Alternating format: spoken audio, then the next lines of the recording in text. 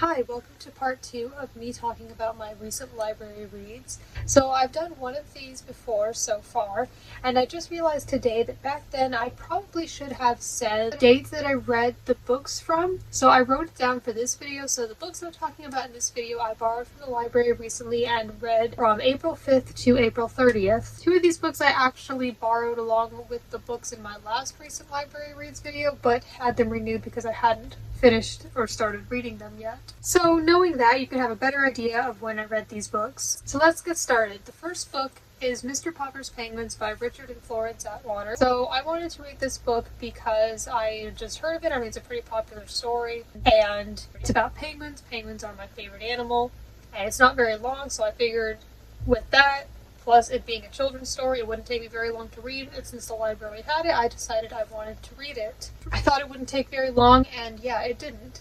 So I wasn't super familiar with this story before. I know there's a movie that came out in the 2010s. I haven't seen it, but I would like to. But overall, I thought that this was a pretty fun, nice, cute story. Pretty fun and entertaining.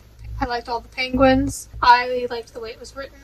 It's kind of sophisticated sounding because it was published in the 1930s. But yeah, there are also some cute illustrations throughout it, and it was pretty quick and easy to read. I enjoyed it. I won't be making a full in-depth review of this, but I am mentioning that I read it.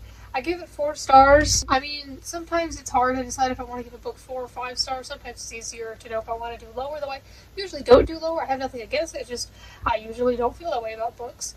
But I think that if I'm spending a whole lot of time trying to decide if I want to give 4 or 5 stars, then maybe it's 4 stars. That doesn't always mean it is. But anyway, yeah, I gave this 4 stars. I thought it was a cute story. I thought that it was fun. I guess I don't have much else to say about it, and sometimes that's why I won't do a whole review of a book, because I just don't have a whole lot to say about it. But I thought it was a fun story. And I'm glad that now I've read it and now I'm familiar with the original story, because I could guess the movie's probably pretty different. At least it seems to be more modern, if I'm not mistaken. The second book is The Truth About Forever by Sarah Dessen. So I have read a book by Sarah Dessen before. In fact, I own it. I have read her book Just Listen, and I wanted to read more of her books. So this was the one I read next. I will be doing a more in-depth review of it, where I will say a lot more thoughts about it. This one is a contemporary young adult novel. Actually, all of hers might be contemporary young adult, or at least most of them seem to be. It's about a girl who has a few different things going on in her life. Mainly, her father has passed away recently, and she's grieving that, and she feels pressure from her mother and her boyfriend to be perfect, and then she starts working with a catering company, and they are the exact opposite of what her life has been like, and she makes friends with the people there and hangs out with them, and she forms some meaningful connections, and she finds fulfillment in it, and she learns a lot of things about herself and about life. And I thought that it had some good messages. I have some more thoughts, and I'll give those in a review. But yeah, there's like a romance aspect to this as well. But it's just a contemporary story about things going on in a young girl's life, and there are some good lessons in it. I did not absolutely love this book. I gave it 4 stars, and you'll learn more of my reasoning for that if you watch the review. Whenever I do these recent library reads videos, if I'm going to be doing a review of the books, those will always be uploaded afterwards. I thought that the book was fine. It was pretty good. Like I said, I think it had some good messages and lessons. It was kind of boring. I didn't like it as much as I loved Just Listen. I really liked that one. This one was fine though, and I do plan on reading more of her books. I definitely want to read more of her books.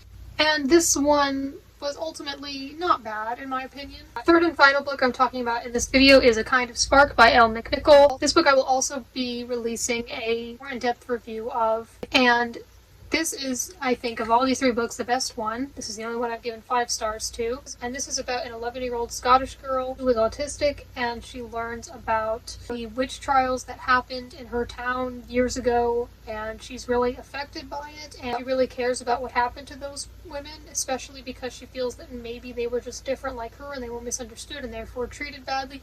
She becomes very interested in it, and she wants to have a memorial or plaque or just something to commemorate them built in their town, so she's working to fight for that. But it has her interacting at school with her teacher and classmates, some of which are rude to her, and she interacts with her family. She has 2 older twin sisters. One of them is autistic, one of them is neurotypical, and I thought it was a really good book.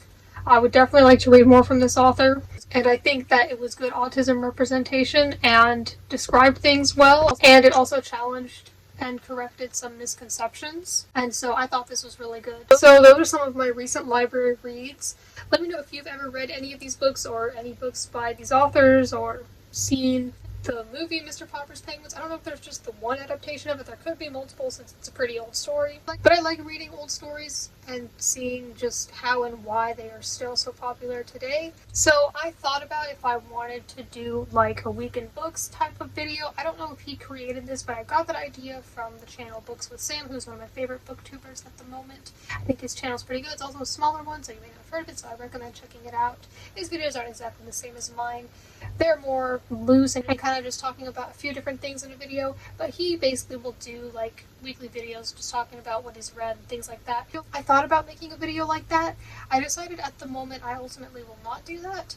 I think that these recent library reads videos are the closest I'll do to that, especially because so many of the books I read I do full reviews of anyway. I don't talk about every book I read. If you're interested in knowing every book I read, you can follow me on Goodreads. I always put the link in my descriptions, plus it's on my channel as well. I know that a lot of people do like monthly wrap-up videos, and I personally don't want to do those at the moment because, like I said, I already talk about the books I read. It feels kind of unnecessary for me, and yeah, I like to talk about books individually rather than in a stack. Like, these are a little different. Plus, some of them, if I have more thoughts to share about them, I'll do reviews of them. But also, I just don't want to put pressure on myself to, like, finish every book within a month. Like, it can't go over to the next month. Like, I don't want to do that. I mean, that's probably not how everyone does it. But anyway, I also know that some people will do, like, TBR videos for the next month, and I don't want to do that either because I do have plans and a general idea of the books I want to read next, but things can happen unexpectedly. So, yeah, this is just what I'm going to be doing instead, and I'll just continue to do my review videos whenever I've got more to say about a book. But this is just a quick overview of books I have read recently from the library. Let me know if you go to the library regularly and how often, and if you've checked out any books from it recently or just books you're reading in general, even if they're not from the library.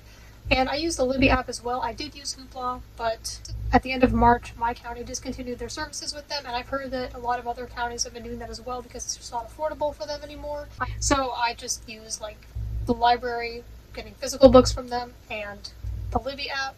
I have been using the Libby app a little bit more since Hoopla got discontinued. Before, I only used it a few times. So yeah, let me know what you're like when it comes to libraries, if you use them at all, physically and or with an app such as Hoopla or Libby. And thank you for watching.